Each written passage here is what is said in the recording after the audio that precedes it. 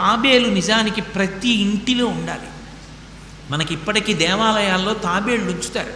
ప్రతి దేవాలయంలో తాబేలు ఉంటుంది. పూర్వం ప్రతి నూతిలో ఒక తాబేలు నుంచేవారు. ఎందుకు తాబేటిని ఉంచుతారో తెలుసా? తాబేటి యొక్క దర్శనము మంగళ దర్శనం. తాబేటి వంక చూస్తే మంగళం. అందుకే ఇంట్లో కనీసం తాబేలు బొమ్మ ఉంచుకుంటారు. ఉంచుకుని ఒకసారి ప్రయత్నపూర్వకంగా దాని వంక చూస్తారు. ఎందుకు తాబేలు ఇంట్లో ఉంచుకోవాలి అంటే దాంట్లో ఒక రహస్యం ఉంది. దీక్ష అని ఒక మాట.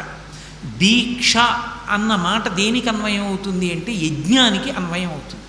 యజ్ఞం చేసేటటువంటి వాడు దీక్ష స్వీకరిస్తాడు. దీక్షా స్వీకారం చేశాడు అంటే ఇంటి లోపలికి మళ్ళీ వెళ్ళరు. ఇక పూర్తయిన తర్వాతే ఇంట్లోకి వెడతారు. ఇల్లు విడిచిపెట్టి బయటికి వచ్చేసి దీక్షావస్త్రాలు కట్టుకుని మేళతాళాలతో యాగశాల ప్రవేశం చేస్తారు.